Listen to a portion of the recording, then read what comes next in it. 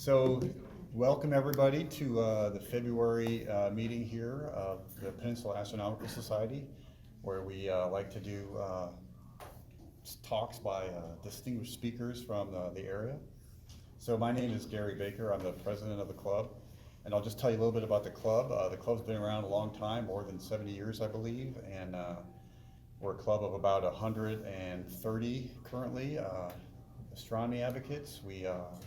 Our members of the club actually run the public programs at Foothill College, and those programs are now running again full time. We've got both a Friday night and a Saturday morning observing, free to the public, so come on by.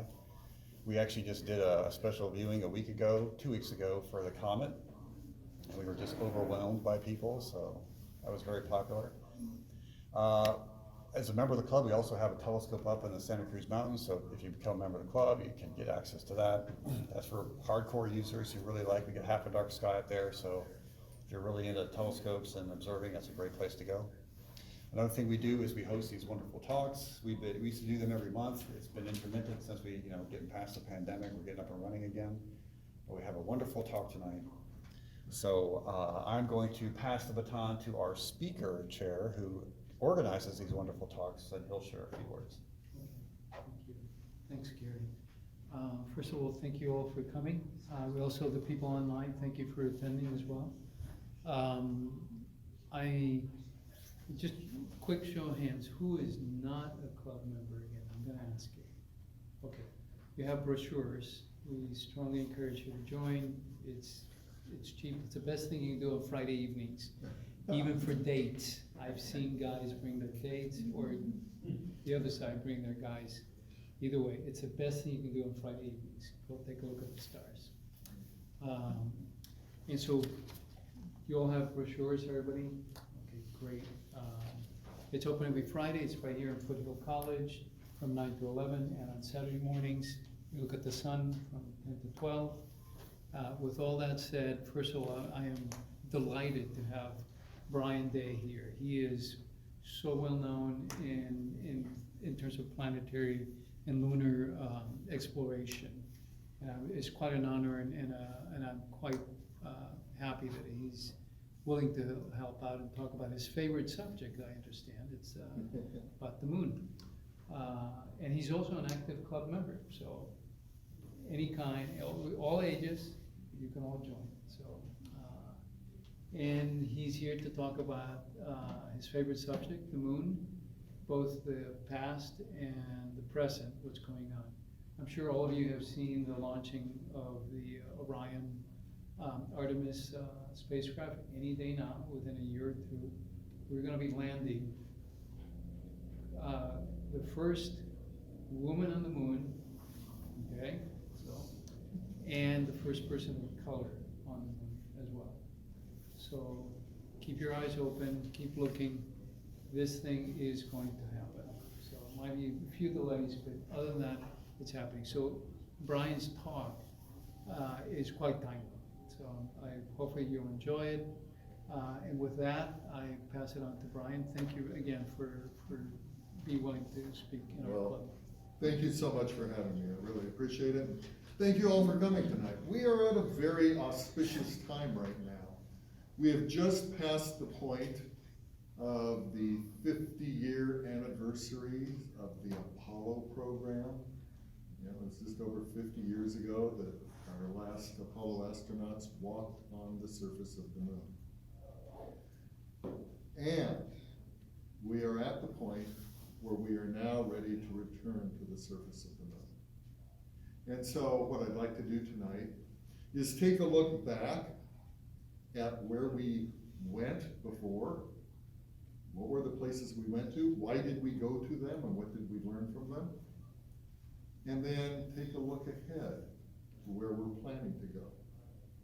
And those are some pretty exciting places too. So we'll start out looking back at the Apollo program. So between 1969 and 1972, we had 6 Apollo missions that actually landed astronauts on the surface of the moon. We had 12 people leaving footprints on the surface of the moon. It was a really exciting time. And the first of these was Apollo 11. that landed in the Sea of Tranquility, Mare Tranquillitatis. What do you think? Should I let Rick Baldridge in? Oh, what the heck, I'll let him in. Neil Armstrong, Buzz Aldrin, and Michael Collins ended up flying to the moon. Neil and Buzz actually ended up landing, and the choice of, now I'm getting some interesting feedback here. I've lost Brian, my- sorry to interrupt. Can you minimize this part of your screen so we can see a later chart? Yeah. Normally, it's because okay, I've got feedback again. Someone's got a mic open. Anyway, so the place we decided to go was Mare Tranquillitatis, the Sea of Tranquility. And this location was chosen not because of any great scientific value. It was chosen because it was smooth and flat. And we wanted to maximize the chances of our first astronauts to the moon getting there safely and coming back. So as you can see, the Sea of Tranquility is a vast plain of hardened lava surrounded by rough, rugged highlands. Those rough, rugged highlands were definitely places we wanted to avoid. And that nice, flat-looking Sea of Tranquility looked all too tempting. And as we got down lower and lower, it looked better and better. And the guidance computer aboard the lunar module was taking them down, and it took them toward this. This is West Crater, surrounded by boulders the size of automobiles. And at the last moment, Neil Armstrong looked out the window of his lunar module and came to the quick conclusion, we cannot land here. So he took manual control, and with only a few minutes of fuel remaining, started flying off to the west. And he kept going, and he kept going, and time remained more and more critical. And finally, with only a few seconds remaining, they touched down at what became known as Tranquility Base. And to this day, we can look down from orbit and we can see the descent stage of the lunar module. And we can see a passive seismometer and lunar laser ranging retroreflector that they left on the surface. And whoops, let's go back. If you look very closely, you can see some dark squiggly lines here. Those are the actual footprints of the orbit. Hey, Brian, just for a moment, I'm sorry for the admins, but I was gonna click the record. Do you see a message come up allowing for me to record that? I do not see such a message. You don't, okay. Okay. Thanks. But if I do, I'll click it. So taken from orbit, we are actually seeing the footprints of the astronauts. That's a pretty good camera. This was followed by Apollo 12, also in 1969. And you had Pete Conrad and Alan Bean descending to the surface of the moon while Dick Gordon remained in orbit. And their destination was also on one of the smooth, flat lunar seas, and specifically along an area known as Oceanus Procellarum, the Sea of Storms. But what really is drawing our attention here is this large crater, Copernicus crater. And Copernicus crater is one of the critical features on the moon that we use for dating the epochs in the geology of the moon.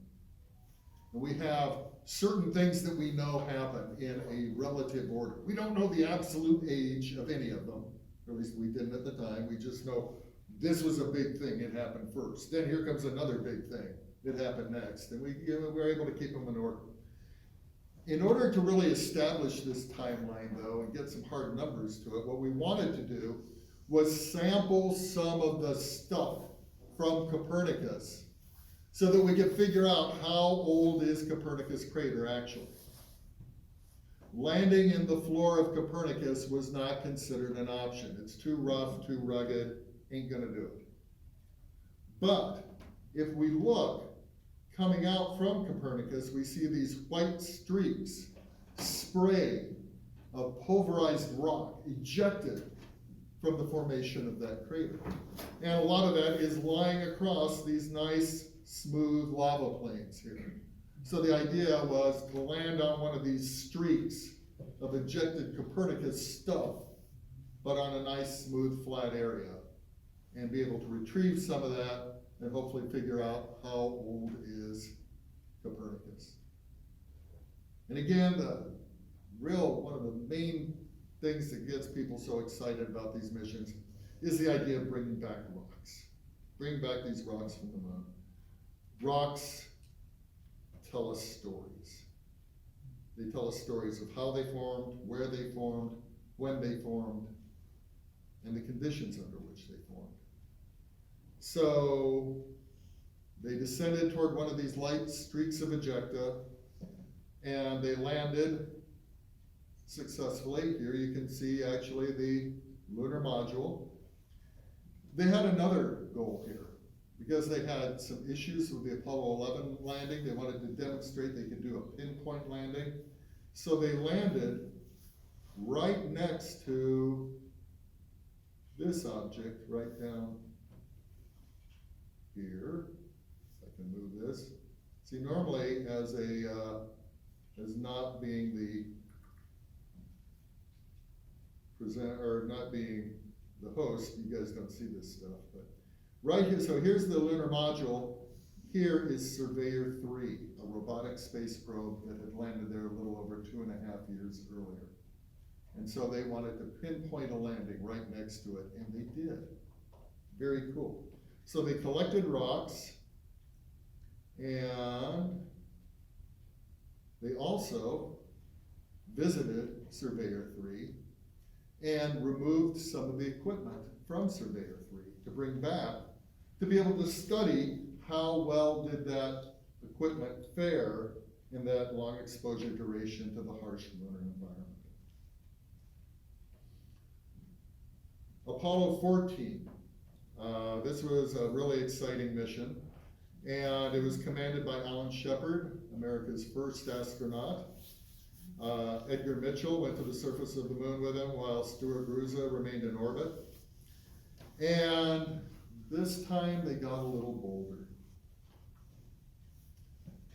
So the goal here in going to the Fra Mauro formation was to actually sample material from another big signpost in the lunar timeline, which is the formation of this big circular area here, the Imbrium Basin. That's a big asteroid impact site, and it covered much of the moon with debris, and they wanted to go and figure out when did that happen. Now, landing in the Imbrium Basin wasn't going to do it, because sometime after the Imbrium Basin formed, it got flooded with lava. So landing in the Imbrium Basin would tell you how old the lava was that flooded it afterwards, but it wouldn't tell you how old the Imbrium Basin was.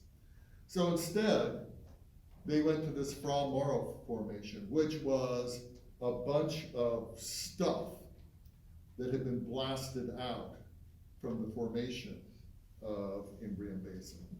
And instead of that nice flat mare terrain that we had landed on before, now you see a bunch of kind of rolling hummocky hills. This is that ejecta deposit from the Imbrium Basin. So they decided to land on this, a little bit trickier landing, not as smooth, not as flat. And so this is where they landed. You can see the lunar module down here.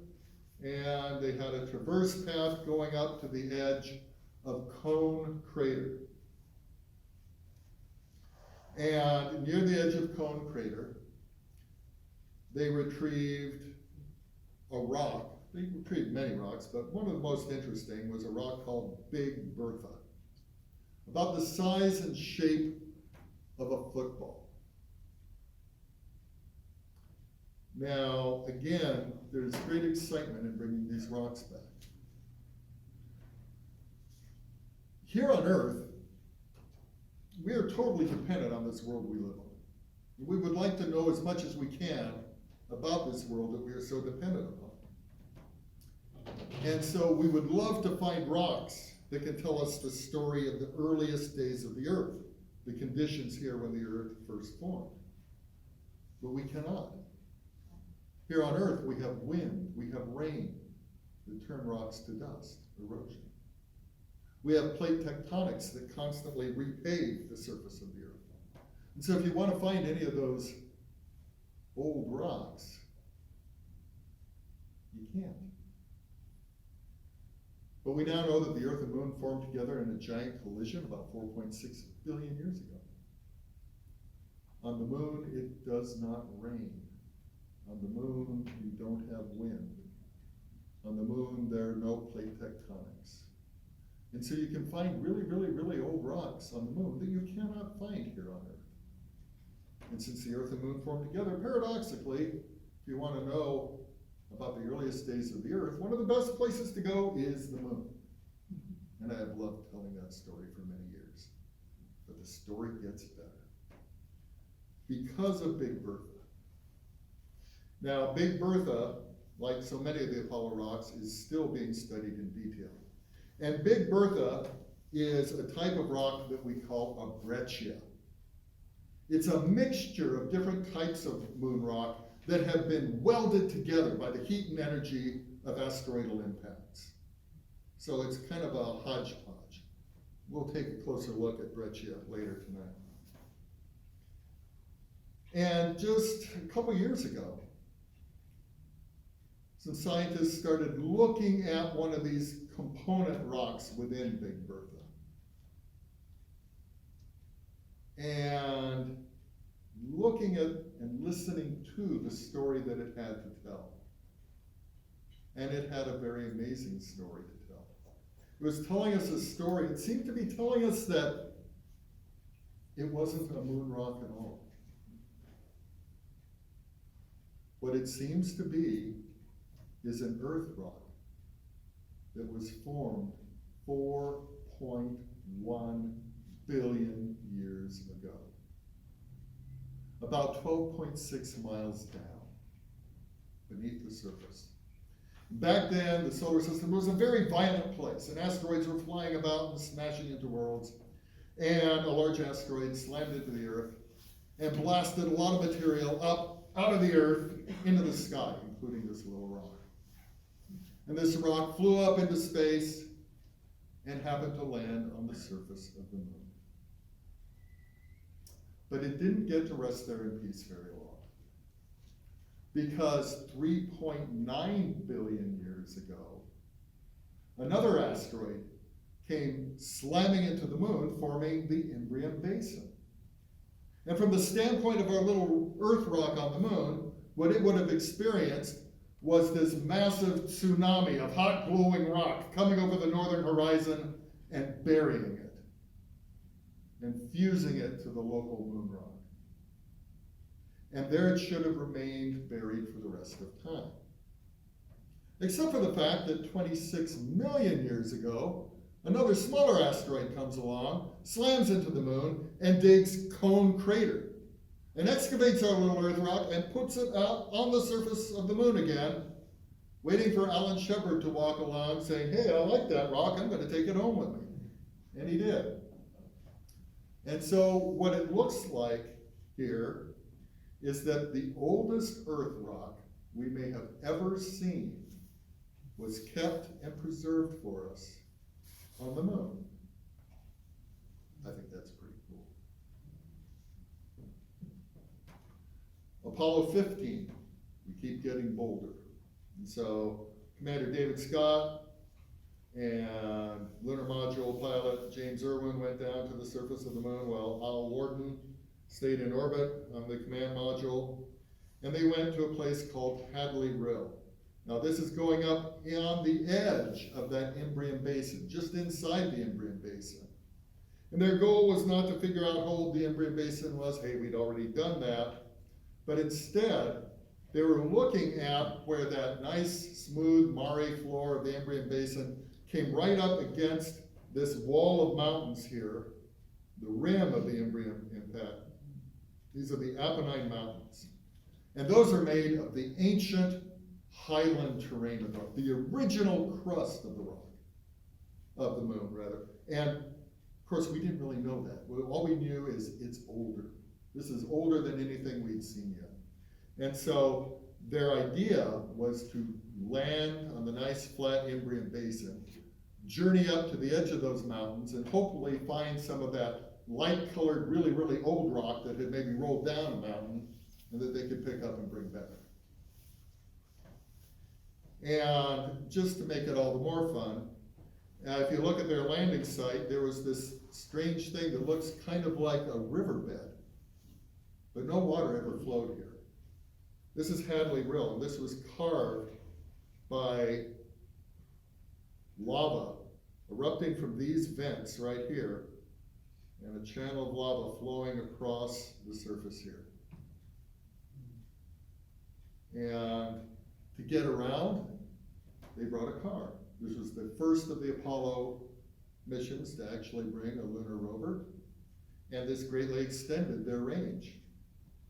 And they were able to drive right up to the edge of the canyon of Hadley Rill and look down into it. They retrieved samples from there. And then that mountain in the background, Mount Hadley Delta, they drove up to the lower slopes of it, looking for one of those old rocks that might have rolled down and become accessible to them. And as a matter of fact, they found one. And they named it the Genesis Rock, and up to that time, it was the oldest rock that had ever been retrieved from the moon. But that's not the rock I'm going to tell you about. On the way back from Mount Hadley Delta, they were driving back, and they had spent more time on Mount Hadley Delta than they had originally planned. And Mission Control started getting worried, as the people in Mission Control always do. And they said, hey, look, you're running behind schedule. We want to make sure that you don't run out of oxygen. So you're going to skip your remaining science stops, and you are to proceed directly back to the lunar module. Now, Dave Scott is a smart guy. He's a real good guy. He knows what's going on, very experienced. He realized that there was a bunch of margin built in. He was not worried. But he understood their concern, and so he agreed, yes, fine, we'll just drive right back. But then as he's driving along, he sees this, a rock that doesn't look like anything else he has seen anywhere on the moon. Technically, this is a piece of vesicular basalt, and it caught his attention. And he knew right then and there he wanted this rock.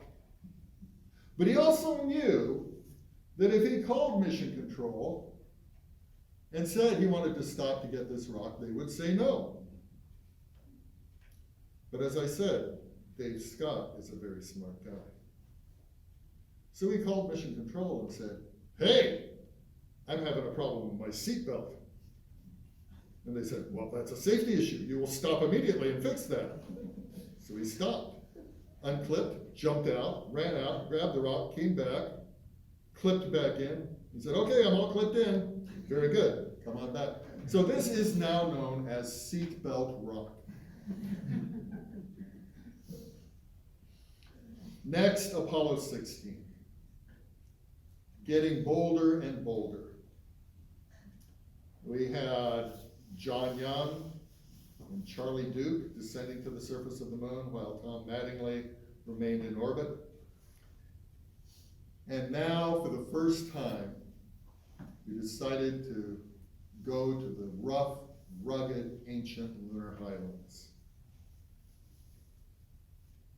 And the Descartes Highlands. Not even close to being smooth. Someplace we would not have considered landing in the beginning of the Apollo program. The nature of this terrain was really in question. People thought that this was perhaps some different type of volcanism that was going on. But as it turns out, what this is a type of material largely consisting of what we call a northocite. Northocite is very common. It's the light colored stuff on the moon, very common on the moon, quite rare here on Earth. But that anorthosite represents the original crust of the moon. The first started solidifying when the moon was evolving from being a magma ocean. This is old stuff. And so they landed in this very, very, very light area. Here you can see the dark colored scar at the bottom where they landed. And they went off exploring, whoops. And they drove right up to the edge of North Ray Crater here and sampled material that had been excavated from multiple layers. And it started telling the story of what the true nature of the lunar highlands are. The last of the Apollo missions to go to the moon, Apollo 17, featured our first true professional scientist to go to the moon.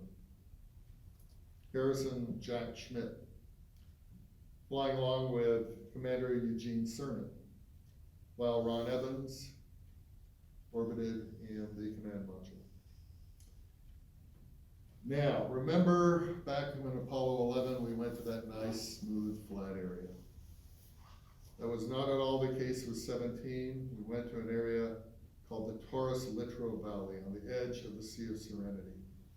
You see it right here. This is something deeper than the Grand Canyon. Towering mountains on either side. And they shot an approach down into the floor of that canyon. That would have been exciting. Here you can see their landing site. And from their landing site, they looked up at the surrounding mountains, and they could see where great boulders had rolled down the faces of those mountains, becoming accessible. And because of the tracks, they could tell exactly where those boulders originated from. Okay, that's really cool. And they actually drove up and sampled some of those boulders and brought those pieces back. They also went out onto the floor of the valley where there was a massive landslide. And in the middle of that landslide, there was a crater that was dark. It was surrounded by darkness. And when it had first been noticed in one of the previous Apollo missions, people thought this might be a volcanic crater.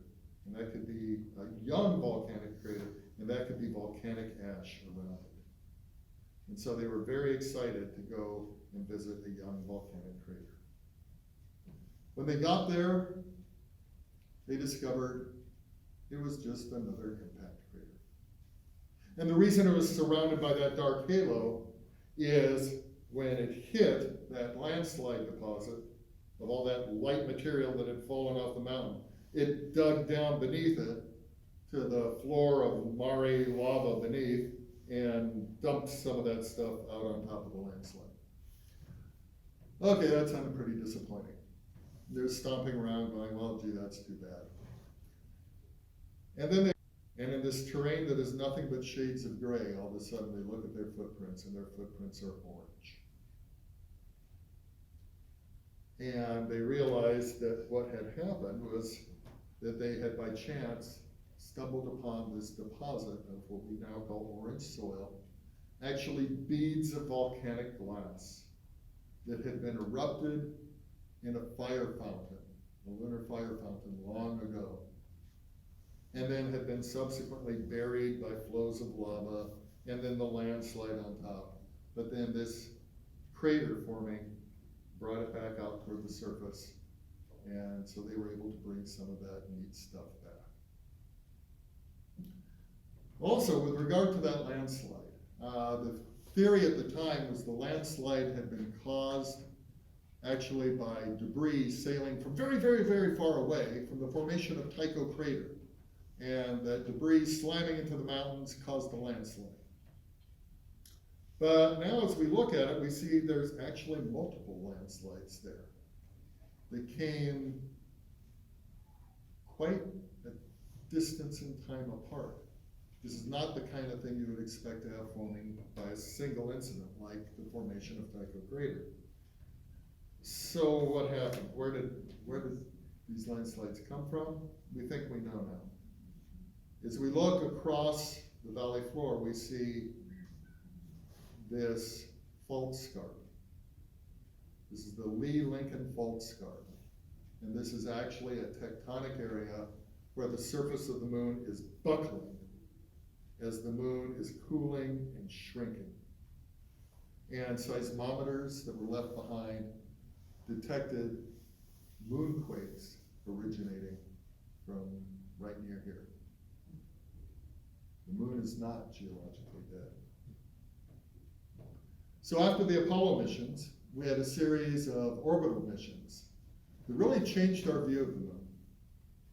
Clementine and Lunar Prospector sent back data that told us that, look at this, there's some signatures here that look like it might be water ice. And about half the people looked at the data and they said, yeah, we think that's water ice. Another half of the people looked at the data and said, nah, that's not water ice. And a big debate raged. And so finally we had a couple of other missions that were designed to try and answer that question. And they launched together, the Lunar Reconnaissance Orbiter, or LRO, still in orbit around the moon, returning much of the data that you're looking at tonight. And then the Lunar Crater Observation and Sensing Satellite, or LCROSS. And I will admit right here now, I'm not going to be at all impartial when it comes to this. I had the distinct honor of working on the LCROSS mission from its initial proposal all the way to mission closeout. This was my life for a number of years. And I got to work with the most brilliant people you could ever hope to meet. And it was fun. The idea was, let's find out if there's really water ice at the south pole of the moon. At the south pole of the moon, there are craters that are permanently shut out. Their floors have not seen sunlight in over 1 billion years. And because they were so dark, they're very, very cold, even colder than the surface of Pluto. So it stood to reason that if ice is going to accumulate anywhere, this is where it would.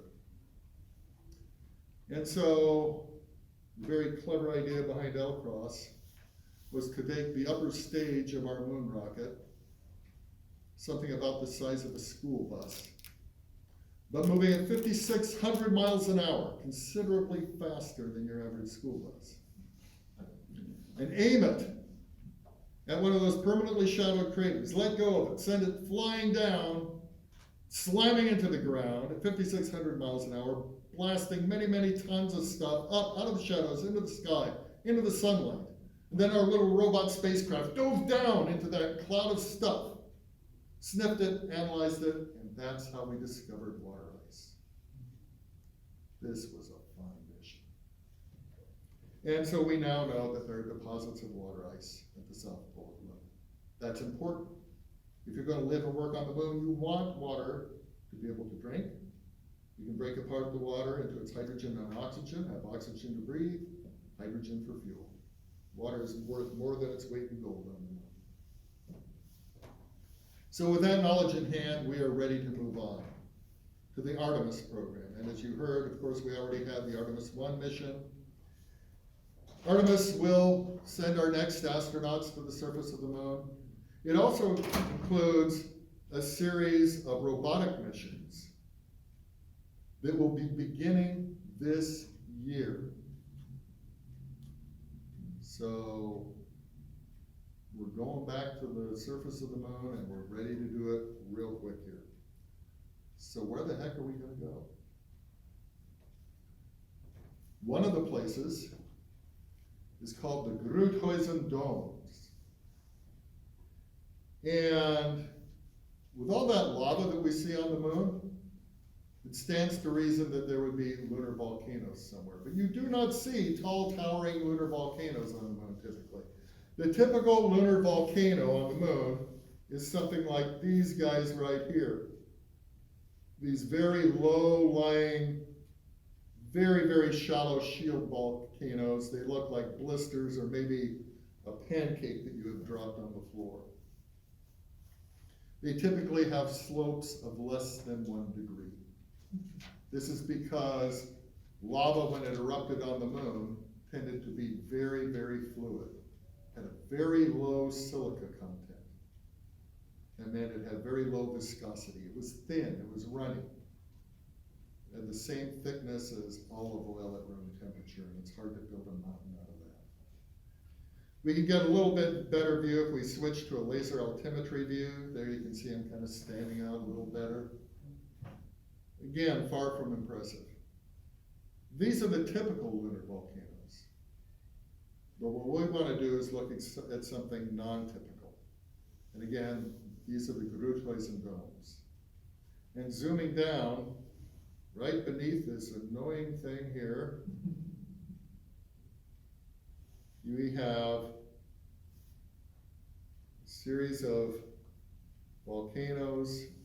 We don't need laser altimetry to see them. These are tall, steep masses that stand thousands of feet above the surrounding terrain. The lava that erupted here was thick and pasty. Why was this lava so different? We have no idea. We do not know. That's why we want to go there. And so we are planning to land in a newly named area called Sinus Viscositatis, because again, this is viscous lava. And here you can see Sinus Viscositatis, right here, this nice flat bay among the big, tall, steep volcanoes. And this mission is going to be the first of what we call the CLPS missions. CLPS, Commercial Lunar Payload Services. This is a new concept where NASA is partnering with a number of private companies that are engaged in providing transportation services to the moon. And so instead of building our own vehicle to take our stuff to the moon, we're going to contract with these providers to take our payloads. In addition to taking our payloads, they will take payloads from universities, other countries, from private companies. They'll have a number of paying payloads. This is a whole new business model to the moon. So Astrobotic is the company, Peregrine 1 is their lander, and it's going to the Grutois and domes. And it's scheduled to do that this year. That's cool. It's also scheduled to fly on a brand new rocket, the maiden flight of the Vulcan Centaur from United Launch Alliance.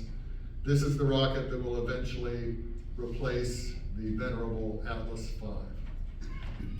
And it's scheduled to launch from Space Launch Complex 41 at Cape Canaveral. I spent a lot of time here. This is where we launched L-Cross from. And it looks very, very different now. They've changed it because this is now being altered so that not only can it launch robotic missions, but it is being set up to be able to launch crewed missions. This is where the new Starliner spacecraft with its astronauts on board will launch from. Another place we're planning to go is Mare Crisium. And this is one of those lunar seas. Again, a scar on the moon where a large asteroid hit. Nice flat area. And as we zoom in, we see this, something called Horseshoe Crater. And it appears to be a breached cinder cone where you had a nice volcanic eruption on the moon. Very fascinating looking landform. I know I'd like to go explore it. A lot of other people apparently feel the same way. And so this is one of our targets. Now, as you can see by the scale bar down there, this is a tiny, tiny thing, only a few kilometers across. Things like the Grutois and domes, you can easily see those in your telescopes. This is much, much smaller. And it seemed to me that this was probably beyond the range of amateur telescopes. But then again, I keep seeing the amazing things that amateur astronomers are doing. Things that I never thought possible. So, there's this wonderful group online, the Amateur Astronomy Selenology Project, led by a gentleman named Gary Varney, who happens to be with us tonight online. And I tossed out to them the challenge. Okay, I've never seen an amateur image of this thing before. Can it be done?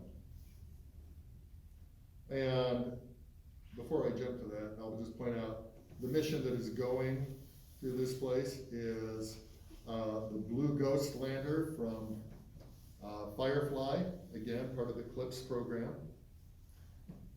So here is an actual picture taken by Gary Varney with his own 11-inch telescope, and right there, you can see there is Horseshoe Crater. You can see it casting a shadow there. I was really happy to see this. And as a matter of fact, here's another one submitted by another one of the members, Robert Kozalak. And you can see there again, he has found Horseshoe Crater. So it's amazing what amateur astronomers are able to do. And as we start going to these wonderful sites, amateurs will be watching and recording. Another place we're going, a lunar swirl. Sounds like a great cocktail, doesn't it? Well, it's not. We're going to a place called Reiner Gamma. And Reiner Gamma is an example of a strange feature we see across the surface of the moon, these areas of bright and dark sinuous lines twisting around each other. They are flat, they don't have any topography at all. But they do tend to coincide with areas of localized magnetic fields. The moon does not have a global magnetic field the way the Earth does, but it does have small localized magnetic fields. And if you look at Reiner Gamma here, and you see these swirls of light and dark, it might just remind you of like taking iron filings and sprinkling them on a piece of paper or over a bar magnet. That seems to be what's happening here. We've got this localized magnetic field, and those field lines are being traced out by these patterns of light and dark. What is causing this localized magnetic field? We don't know. So we want to go there. And another CLIPS mission, the Intuitive Machines 3 mission, will go to Reiner Gamma. You notice I said Intuitive Machines 3. Well, what is that? That implies there's a 1 and 2. Where the heck are they going? Well, one of the primaries of interest for us with Artemis is around the lunar South Pole. Remember, that's where the water is. And so we're going to see a lot of activity around the lunar South Pole. The lunar South Pole is located on the edge of Shackleton Crater. Shackleton is one of these permanently shadowed craters. It's about 21 kilometers across and 4.2 kilometers deep, about 3 times deeper than the Grand Canyon. But it's pitch black. It is dark, and it is cold. We're not going to land there. But we're going to land in areas around it. And our first high latitude south polar site is going to be in an area known as Malapert A, at about 80 degrees south, on the side of the moon facing the Earth. This will be our first near south polar attempt, and you can see the nature of the terrain there. Look at how rugged it is. Look at those mountains. What in the heck formed those mountains? We'll get back to that.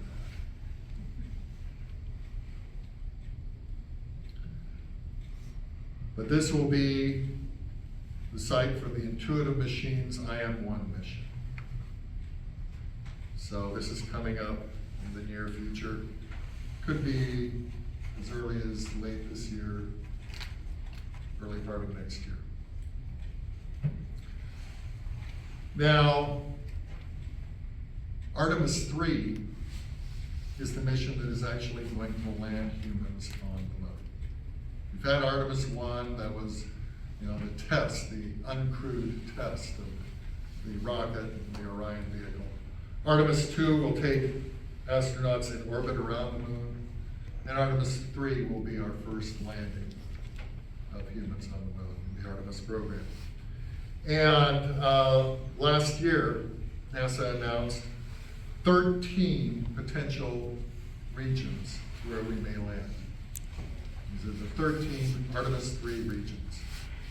And these were chosen based on their proximity to key features of interest, the slope of the terrain, you want it to be nice and flat, the smoothness of the terrain, lighting conditions, and line of sight communications opportunities with the Earth.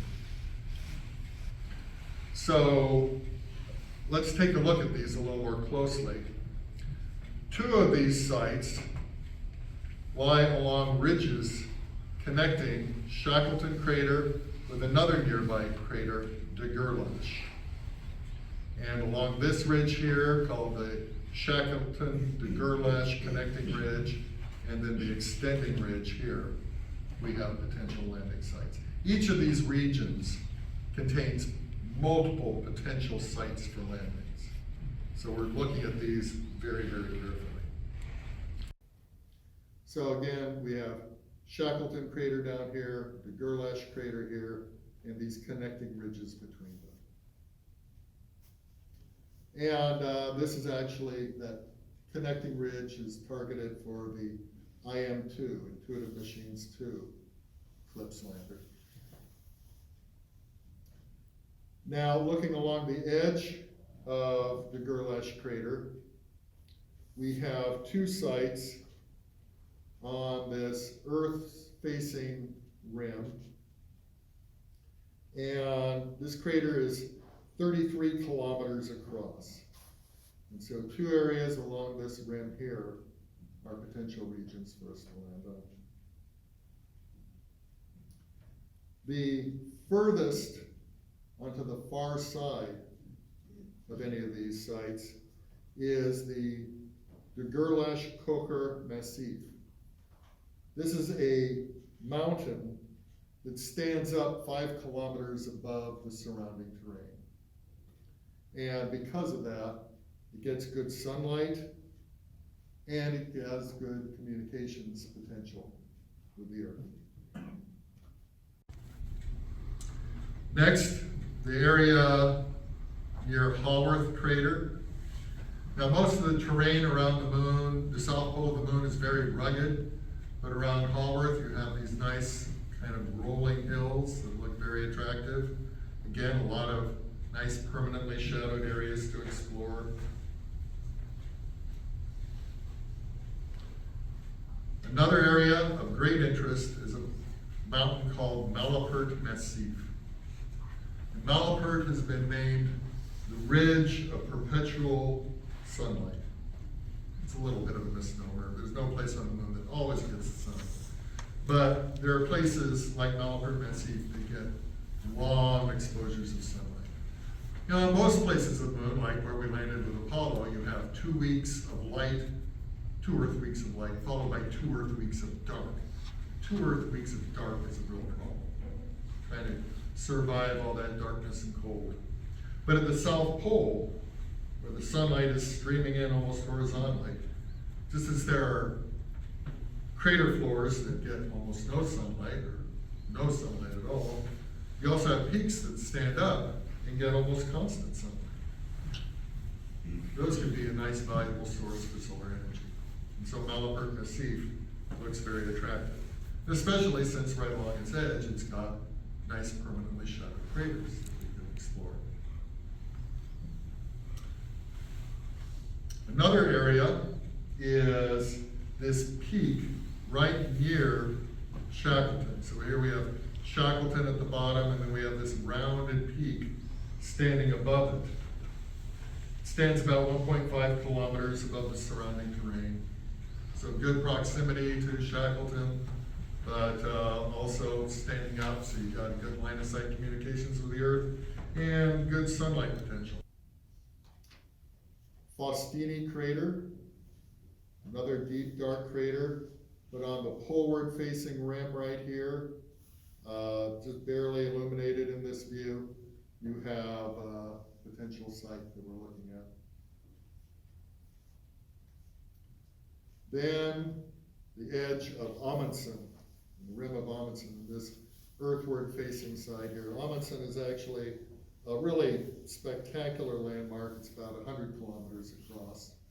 This would be a pretty magnificent vista to be coming down to. There's a very tall mountain named Leibniz Beta. And this tall, flat-topped mountain here is Leibniz Beta. And along its side, you can see this,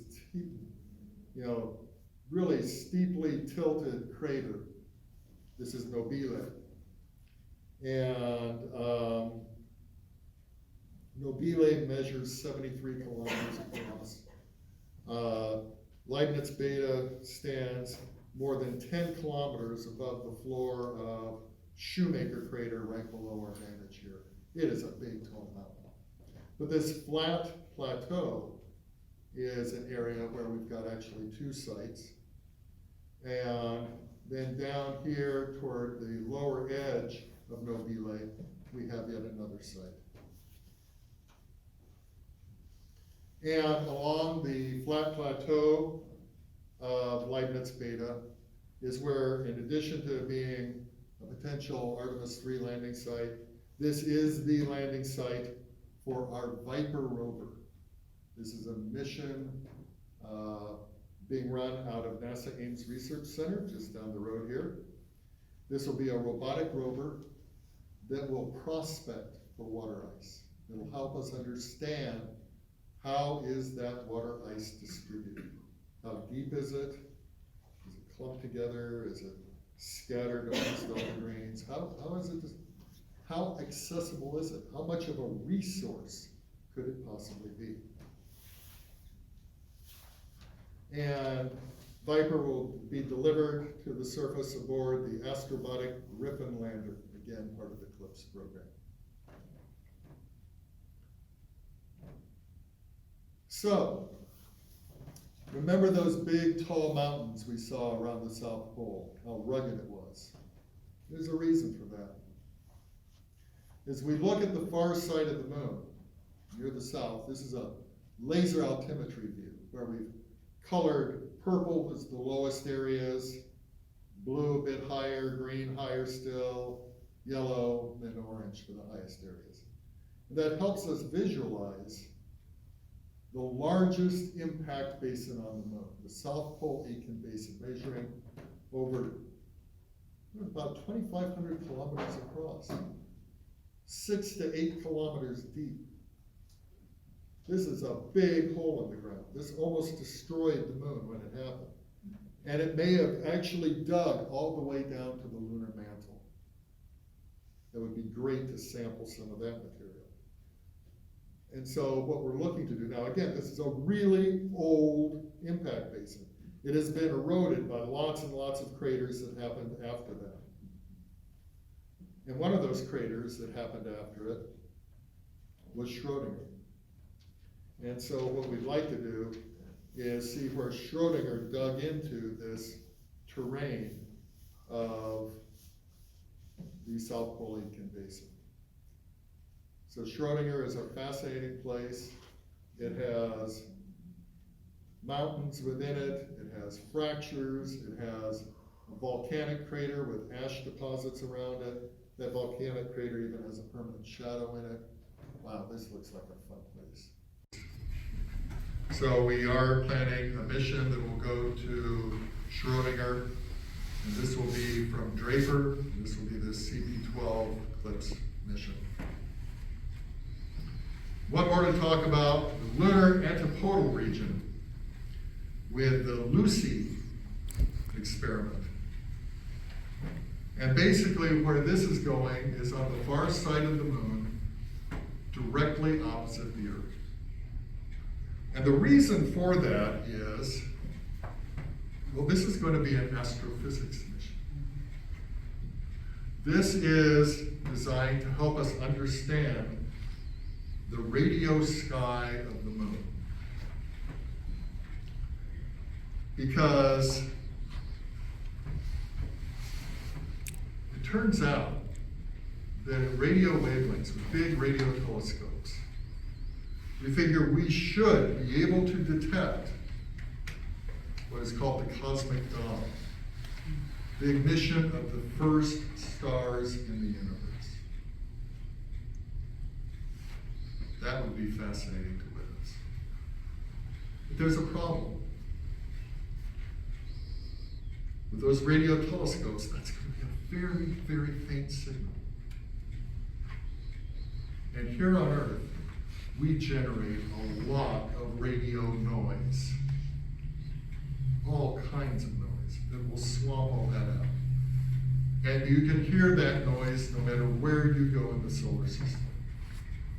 But there's one place you can go where you can protect yourself, and that is on the far side of the moon, where you have all those layers and layers and layers of rock between you and the Earth, shielding you from those noisy critters that are us.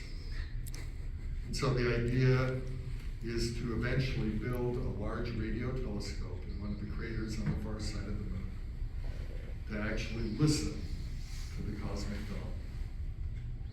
And the Lucy experiment, Lucy Night, is designed to help us better understand that radio sky of the far side of the moon as a first step in building this observatory. So real quickly, I want to show you where a lot of the images that you saw tonight came from. The team I lead at NASA develops software that is used for mission planning and for planetary science. We have artificial intelligence algorithms that help us do hazard analysis, lighting analysis, electrostatic surface potential analysis, identify craters, rover paths, slopes, all kinds of wonderful things. But these tools are also really great learning tools, and so we're making them available in form to the general public. So if you go to trek.nasa.gov, you can explore the moon and a number of other worlds that we have developed portals for. And so I'm going to show you how MoonTrek works basically. Like any good GIS system, you can pan, you can zoom. And here we'll pan down to the crater Tycho. And one of the first things you might want to know is, well, how big is Tycho? Turns out that's really easy to find out. Our distance calculation tool, you can measure the size as easily as drawing a line. So we'll just draw a line from one side of Tycho to the other. And we can see it is 83 kilometers, that's a big hole in the ground. Next thing you might want to know is, well, how deep is it? That's also easy to do. We use our elevation profile tool. And again, we'll just draw a line across. And this time we'll extend on either side so we catch the rims. And here, look at that, you can actually do an elevation profile. You can measure the heights of mountains, the depths of craters and valleys. This is a fun way to explore the moon. And you can do this from home. This is all browser-based. You don't buy anything, you don't install anything. Another thing you can do is you can draw a bounding box around any terrain that you like. In this case, we'll draw it around Tycho Crater. And when you do that, you're given a choice of generating an STL or an OBJ file to send to your 3D printer. You can make 3D prints of any terrain you like. These disappear off my desk so fast you won't believe it. One of the real fun things though is to put yourself into interactive 3D mode and go flying. Using your mouse and standard keyboard game control keys, you can now interactively fly across the surface of the moon, down into craters. You can go roving along the surface. This is just all kinds of fun. Another fun thing you can do, you can use your mouse to draw a path. Just draw a path anywhere you want on the surface. It will then return to you a QR code. Scan the QR code into your smartphone. Put your smartphone, either iOS or Android, in a pair of cheap $5 Google compatible goggles. And whatever path you drew, you will now fly in virtual reality. You make your own custom virtual reality experience. Again, lots of fun. Cool. You know, we talked about a lot of these features on the moon and how big are they. And yeah, you can measure it, you come up with some number of kilometers. Does that really give you a feel? But with the Country Mover tool, you can grab the outline of any state or any country you want, and you can drag it onto the surface of the moon and compare it to, there you can see how big a hole Copernicus would make in California. That is a big hole. So again, as we do these journeys across the moon, we're giving you access to the tools to follow along with us. And actually, we're going to be adding new capabilities where you can actually become citizen scientists, actually help us do analysis of the data coming back from the moon. Do real science, make real contributions. That's coming soon. We'll have an announcement very soon. But you can not just be an observer, but you can actually be a participant in the Artemis program. So with that, if I haven't rendered you all unconscious, I'll be happy to try and take some questions. Also, since I've been talking about moon rocks so much and telling you how wonderful they are, it seemed like probably a really good thing would be to bring a moon rock with me. So what we have here is a moon rock, mounted in this handy dandy display. And there is a magnifying globe on the top here. So as you look down, you can get a close-up view of the moon rock. We have a slice of moon rock. So it's been sliced so you can see the interior structure. This is a breccia. Remember we talked about breccias, different types of rock welded together. If you look through here, you will see those different types of rock welded together. But the really cool thing is we have arranged it so that you can slip your finger in here and you can actually touch the moon. I went to a great deal of effort designing this so that people can get their fingers in here but not their tongues. So what I'll do is I'll put this out on the table here and people can come out and you can look down and you can see that, and you can reach in and you can touch it, and then you can grab your phone and you can take a finger selfie of you touching the moon. That is awesome. Okay. That's pretty much all I got. Any questions? Thank you.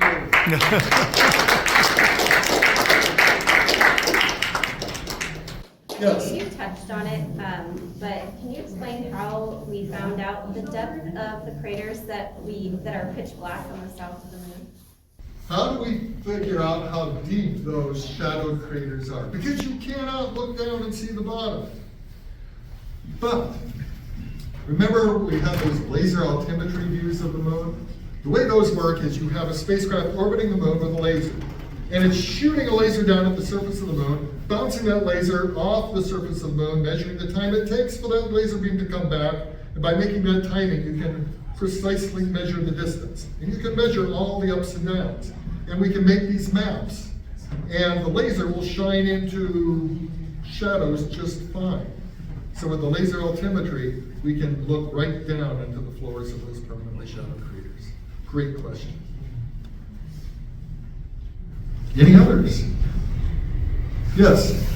Thank you for your lecture today. I just wonder about the future of this lunar space program. Many space agencies and companies are heading for the moon. What would be the ultimate picture of the building human base on the moon? Let's say in 5 decades or one century later, there may be a little bigger town on the moon. What would be our ultimate goal of building the town on the moon? Yeah, so how are we going to do this? How are we going to have our human outposts on the moon? How are we going to have humans living and working on the moon for an extended period of time? And we're working on that. One of the things that we have to determine first is, and someone's got an open mic, so if you could close your mic, thank you. You still have an open mic. But if you, one of the things we have to do is we have to look at how usable is that water resource. That's gonna make a big difference. This is why Viper is so important. You know, with L-Cross, we demonstrated that there is in fact water ice on the moon, but we don't know how deep is it. We don't know, is it like, as Tony Colaprete, our mission scientist, said, is it distributed like smooth style peanut butter or chunky style peanut butter? We don't know. And so the question is, how usable is this resource? And that'll play a key role in determining how we build up our human infrastructure on it. Now, one of the things we do know, and I think you're hinting at, is this is going to be an international effort. You're going to have a lot of countries coming together to do this. And there will be, quite likely, private enterprise doing it too. And so we're going to see probably some combined efforts, as well as some very separate efforts. And a lot of this hasn't been worked out yet. And it kind of harkens back to a time a few centuries ago when the navies of the world were starting to spread out across the globe. And a whole new area of human relations had to be developed called maritime law. Scientists, some of them are astronauts, but there's all kinds of different disciplines required. And one of them is going to be, believe it or not, lawyers. I tell people that I talk to who are thinking of going into law right now, that if I were them, I would look into this brand new field of space law. Because we're at the very beginning of it, and it's gonna become very big, very important, very quick. Yes? So, how did that rock get here? How did that rock get here? Did I bring one of the Apollo samples with me? I did not. I actually am allowed to carry the Apollo samples around. In fact, I'm gonna be carrying them with me to Hawaii this coming Monday. Carrying Apollo samples is a real pain. Those are considered irreplaceable national treasures. And traveling with them is a bit of a nightmare. Just imagine going through a TSA checkpoint. I show up there with a metal case. And I get up there and they say, put your metal case on the conveyor belt, please. I say, no, it has to stay with me. I'm gonna take it through with it. But that's a metal case. You're gonna go through the detector and you'll set it off. And I said, yep, and you're gonna wand the heck out of me. I said, okay, what do you got in the case? The Apollo moon rocks. Right, what do you got in the case? Wait till I ask the badge. The Apollo moon rocks. All of a sudden I got 45 TSA agents all around me wanting to see the Apollo moon rocks. Long time later, I finally get through, make it all the way to the gate. Planned ahead, get on the plane, sit down, okay, I think I made it, everything's good. All of a sudden, over the intercom, with passenger Dave, please ring your call button. Ding, flight attendant comes back. Are you the gentleman with the moon rocks? Yeah. The captain wants to see you in the cockpit. And bring the rocks. They're a real pain to travel with. I did not bring one of them with me tonight. But fortunately, nature has a way of helping us out. You look at the surface of the moon, and it is constantly getting blasted by rocks from space. As a matter of fact, there's a group of amateur astronomers that monitor the moon and actually capture the flashes of meteoroids and asteroids slamming into the moon, forming new craters. And material is getting blasted off the surface of the moon into space, and some of it falls to the earth. In this case, we have a piece of the moon that fell into the desert of Northwest Africa. And because you, the taxpayers, did not spend immense amounts of money to fly and bring this moon rock back, instead it came to us, that means I can carry this around with far less headache.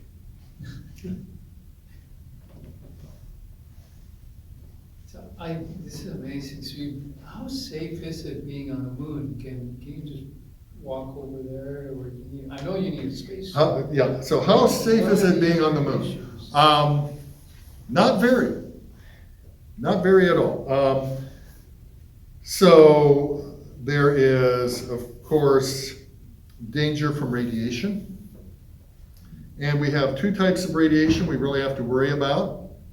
We have galactic cosmic rays, and then we have radiation from the sun. As the sun goes into a maximum of activity and it puts out flares, it can put out massive amounts of charged particle radiation as well as electromagnetic radiation of very short wavelengths that can be very damaging. So that is an issue. Then you also have the problems of micrometeoroids and what could be happening there. This rain of debris. You don't have it. Here on Earth, we have an atmosphere. You go out and watch a meteor shower, you're seeing those pieces of stuff burning up in our atmosphere. The moon doesn't provide you that protection. Okay? So that's another issue. We still don't know about the amount of gravity that the moon provides. We know that being in microgravity, essentially close to 0 G on the International Space Station, is bad for you. We have demonstrated that with long duration exposures of our astronauts on the ISS. But how much gravity do you need to remain healthy? That's a question we haven't answered yet. Is 1/6 G enough? Is 1/3 G enough? Well, what do you need? We don't know. So there are a lot of questions, and a lot of these questions really boil down to, when we start thinking about going to Mars. Because we are thinking of going to Mars. And as we think of going to Mars, these problems become far, far greater. The problem with going to Mars, though, is at its best, at its closest, it's 6 months away. And we have to answer these questions. How do we live in this deep space environment? But that's a long way away. And the way I like to think about it is, think of it being summertime. And you decided that you are going to go up to the Sierras. You're going to go on a backpacking trip up into the Sierras. You're going to go way up above the timberline. And so you go out to the local mountaineering store and you buy yourself a tent, and you buy yourself a stove, and you buy yourself a really nice sleeping bag. Once you've done that, what is the first thing you do? Do you head out to the trailhead and head up to 12,000 feet? No, probably not. Probably, if you're smart, what you would do is you would take your brand new tent, your brand new sleeping bag, your brand new stove, and you take them to your backyard, and you would set them up there. Learn how to use that stove, learn how to pitch your tent, get all that down. And once you got that down, then go to the Sierras. The moon is our backyard. The moon's a couple days away. The moon is a great place for us to go to learn how to live and work for extended times in deep space. Once we got that down, then Mars becomes realistic. Yeah. Do you You have a couple questions in the chat. I do. Well, let's see what we can do about that. Sorry. Okay. I do, look at that.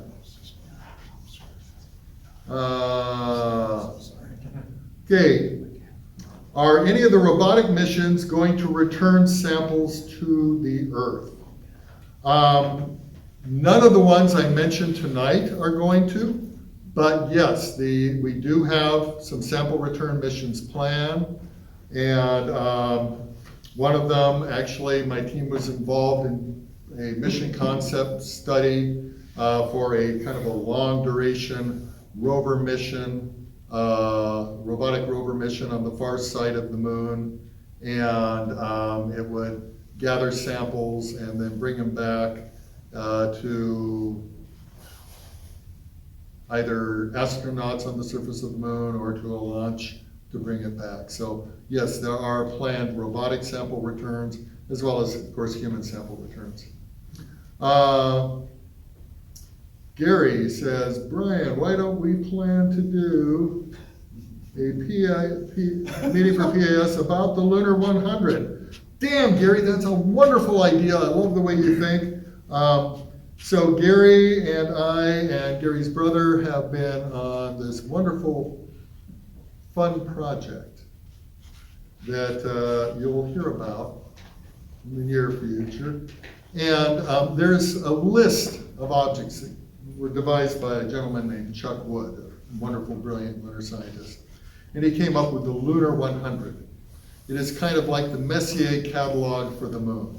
100 of the most cool objects to find and look at on the moon. And so it would be fun sometime to walk you all through those. It's a great idea. Okay. My boss, Greg Schmidt, is directing me to show a picture of the grazing occultation of, Not quite directly. yeah. Well, yeah, he is suggesting, and that means I kissed the ring on his toe at this point. So I'm going to stop sharing real quick, and I'm going to find the picture in question, and then I will see if I can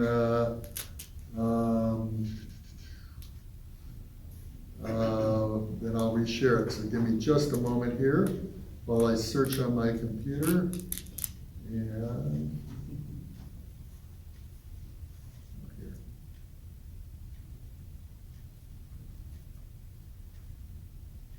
While you're searching, I can point out that one of our club members took a series of snapshots of Mars occultation. Is that what you're going to be showing? Yeah. So it's also, go hit up our website. So let me Yeah. share my screen again with folks there, and share screen.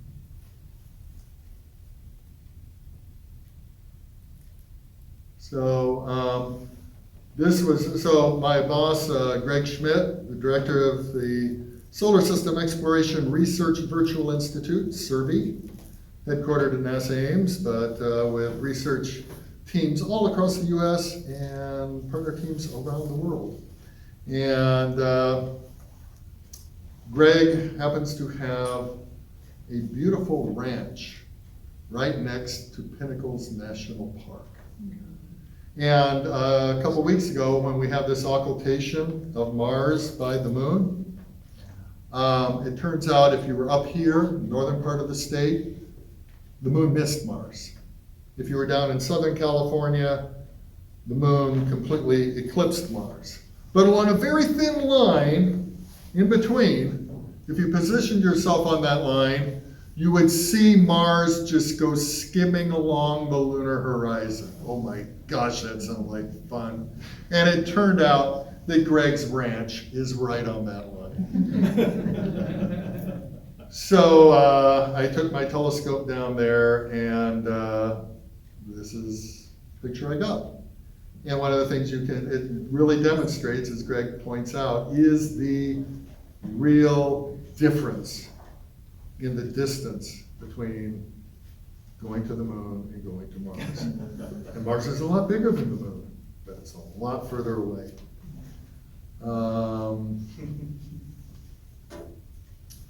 Let's see here. Stop that share, and, is that it for the online questions? Yeah, I think that's it for the chat questions. Hey, one question, Brian. Yeah. So the lunar skylights, the pit collapses over Right. lava tubes. Are there any, I mean, probably not human, but possibly robotic missions planned for that? Yeah, those are definitely, so there are, you know, what I showed you tonight is just the start. Survey, you know, the institute that Greg leads and that I get the privilege of working at, actually had a meeting a while back. Lunar scientists from across the country and around the world coming together and putting together what are our preferred targets. And some of those lunar pits. So what he's referring to is, imagine these lava tubes, channels, you know, ancient caverns beneath the surface of the moon where lava once flowed. And parts of the roof start caving in, and you get these openings into vast voids beneath. And some of these lava tubes are apparently large enough that you could put entire Earth cities inside of them easily. So those are among the areas that we're looking at, yeah, for future missions. Yes. Yeah, I was just wondering about like the moon cars. Did they drive any of them into like the craters? They did drive some of those lunar vehicles into some of the smaller craters, yes. And so they, you know, fun story, they actually, you had, you know, Gene Cernan, was the commander of Apollo 17. You know, a real hotshot pilot. And this guy, he was great. He was one of my heroes. I'm really pleased that I got an opportunity to meet him. And just fantastic person. And again, one of the best pilots you will ever meet. And he ended up having a little bit of an accident though. Knocked the fender off the lunar rover. And fortunately, they were able to use a map to kind of, you know, put together a replacement, so they weren't spraying dust all over the place. But you better believe he took some flack. You know, he may have been one of the top pilots around, but when you're the driver of the only car on an entire world and you get into a fender bender, your colleagues are going to give you a really rough time. Can I piggyback that question? Yeah. I was just wondering, I thought that maybe the rovers only go like 5 to 15 miles an hour. Is that true? Or do they go faster? So it depends on the rovers you're talking about. How fast do our rovers go? So for instance, the rovers that we have on Mars go much slower than 5 miles an hour. They go, you know, typically you're going maybe a fraction of a mile an hour. But that's because they're being driven remotely at a very large distance where you've got like about a 15-minute lag time between when you say turn left and it actually turns left. So you don't want to go hot dogging it. In the case of the lunar rovers that they were driving around, they got to go a little bit faster, and they were driving along points where you'd see these big rooster tails of dust flying out from them, but they were having fun. So it really depends on the application of where you're doing a rover. Now we've got some planned missions coming up to one of Mars's moons, Phobos. Phobos is a small world. And Phobos has very, very, very, very little gravity. And one of the problems with the rover there is if you go too fast, you will reach escape velocity. And you'll go driving off into the darkness. So it really depends on where you are. Yes? Yeah. I just had two quick questions because I thought your lecture was very interesting today. first question is, why the planets like the moon or Earth or other planets are circle or sphere, not like a peanut shape? Ah. Okay. And the second question is, what if the human figure out on the moon that there is not much water or any resources to sustain human civilization? Do you think still lunar space exploration is important for the deep space program? Yeah, okay. So two great questions. First of all, why are worlds like the Earth and the Moon spherical rather than peanut-shaped? And quite frankly, it's a great question. As we look across the solar system, we do see worlds that are peanut-shaped and even stranger shapes. And those are worlds that are very, very small, where the strength of the material that they are built out of is stronger than the gravitational force pushing on them. They're so small, they have very little gravity. And so they take on a wide variety of strange shapes. But as a world gets bigger and bigger, gravity becomes stronger and stronger, especially relative to the strength of the material that it's made of. And so in the case of a world like the Earth, if you have a depression, gravity wants to fill that in. If you have a mountain, gravity wants to wear it down. And so from a gravitational standpoint, the lowest energy potential surface you have is a sphere. So as objects get bigger, they become more and more spherical. So now, in terms of humanity's future on the moon, do we have the resources there? And again, that's one of the reasons why we're sending Viper. We know there's a lot. There's billions and billions of gallons worth of water in the form of ice. But how accessible is it? Again, we don't know. How hard is it going to be to harvest that resource? We don't know. If it turns out to be something that's fairly easy, then the moon has a lot of things going for it. The Earth has a deep, deep gravity well. Makes it hard to get out of. The moon is a relatively shallow gravity well. Makes it easy to come and go. The moon also has almost no atmosphere. And to some degree, that can be a detriment, that can be a problem. But in other aspects, it's a really great thing. Because when you come and try to land on the Earth, or you try to land on Mars, and you're coming down really, really fast through an atmosphere, that means you're coming down in a brilliant fireball, which means you have to protect yourself from the thousands of degrees of temperature around you. And that's not easy. And it's dangerous and it's scary. But the moon, you can just, kind of poke your way down. The walls of the lunar module were in many places, about as thick as aluminum foil. It was really easy, comparatively, to land on the moon compared to coming in from space and landing on the Earth. So, also, if it turns out we do have a lot of hydrogen and oxygen in the form of ice, then we can use that as fuel to power us to go to destinations across the solar system. If we do have access, if that is an accessible resource, then that hydrogen, oxygen, that's rocket fuel. And we can get off the moon easily because it's not a deep gravity well, it doesn't have a thick atmosphere. It could be an ideal gas station to take us to many other places throughout the solar system.